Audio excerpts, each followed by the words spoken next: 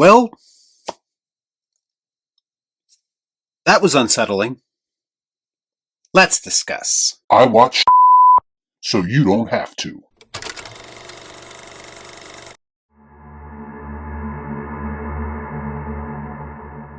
Before I get started, I'd like to kindly ask that you hit the like button, and please subscribe to the channel for more content just like this. What are you waiting for, huh? What are you waiting for? Bring Her Back follows a brother and sister who witness a terrifying ritual at the secluded home of their new foster mother. If you told me at the start of the year that I was going to enjoy a new horror film from the creators of Talk to Me, more so than the latest entry in the Mission Impossible franchise, I would have called you a liar, but here we are. Proof, ladies and gentlemen, that my opinions are not necessarily set in stone. Everyone and everything has an opportunity to surprise me in one way or another, and Bring Her Back did exactly that. It's true. Now, I don't mean to open up old wounds, but I think it's relevant for this conversation. I was not one of the people who was gushing over 2022's Talk to Me like a lot of other people were. The movie just didn't connect with me in any way. I did not understand the hype around it, and I still don't. To me, it was a movie that was filled with recognizable cliches that were masquerading as fresh ideas. And it also happened to contain the most unlikable group of characters that I've seen in a film in some time. Well, I'm happy to report that directors Danny and Michael Philippou totally subverted my expectations in the best way possible with their Talk to Me follow-up. Now, I understand that this is only their second major motion picture ever, but my God, is the way that they tell this story a vast improvement over how they told the story in Talk to Me. I like it a lot.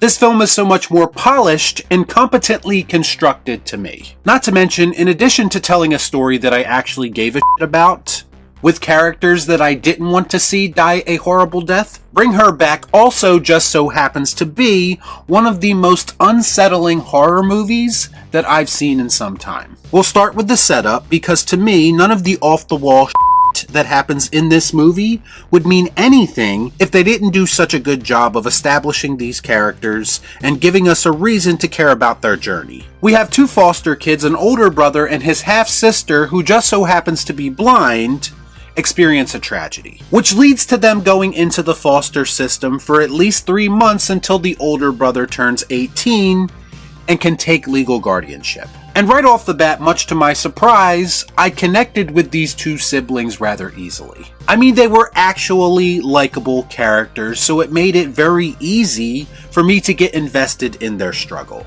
My, how the tables have turned. The brother in particular kind of seemed one note at the start of the film, but as the movie progresses and more information is revealed about him, he kind of becomes the highly emotional core to this film that I honestly was not expecting. In fact, this movie, I thought, did a great job of using these more heartfelt moments to resonate on a deeper level as a way of balancing out all of the twisted shit happening elsewhere. Did I mention that his sister was blind? Because this might be one of the most effective uses of a blind character in a horror movie that I've ever seen. Because it's used in a really inventive way to build tension, because we, the audience, can see what's going on. But the fact that she cannot see what's going on, it just kind of makes your heart sink to know that this girl is in extreme danger and she has no idea what's going on around her. I see everything.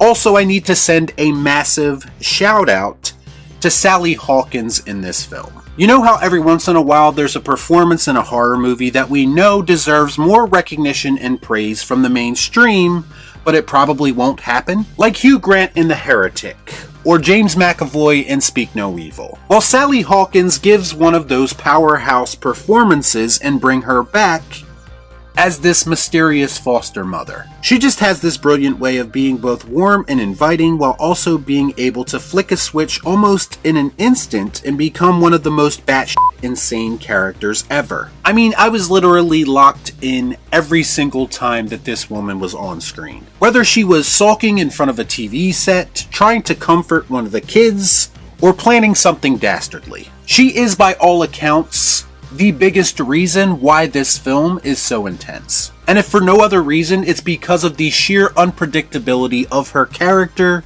and the way that Sally Hawkins completely threw herself into the role. But you one crazy ass bitch!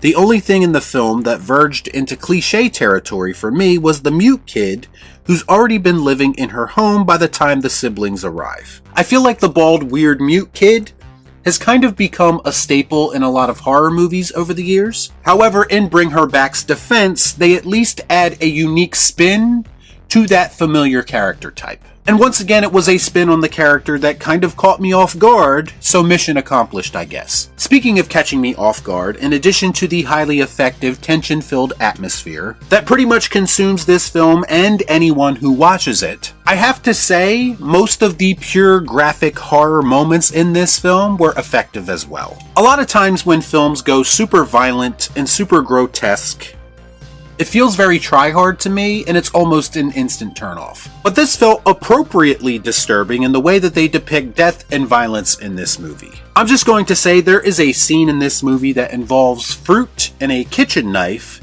that literally had people in my theater squirming in their seats. What the hell am I looking at?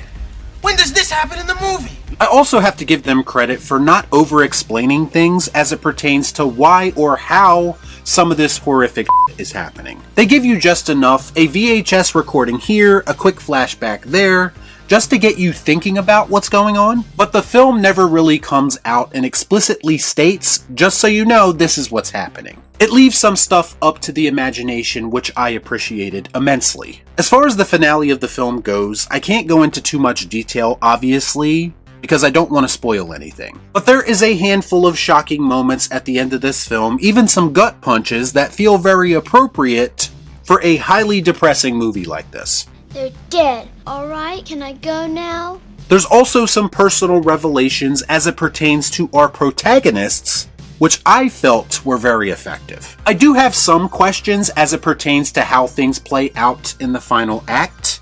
Questions that I can't really get into, and I have to keep this vague, so I apologize. I'd have to see it again, but I do have some questions as to whether or not there are some holes in the logic of things that transpire. But at the same time, I was just as invested watching all of that take place as I was the rest of the movie. So in the end, any questions I might have had can be overlooked because of how entertained I was. Listen, I went in to Bring Her Back knowing very little about this movie, and I honestly think that's the best way to go into it, because it will improve your experience. This movie somehow found a way to find a decent balance between disturbing horror that made me feel a lot of tension in my chest, and a competently constructed story about two kids who are dealing with struggles both external and internal. That's why I think Bring Her Back is more than deserving of a recommendation from me, and that's exactly why I'm going to give it the Please Palpatine.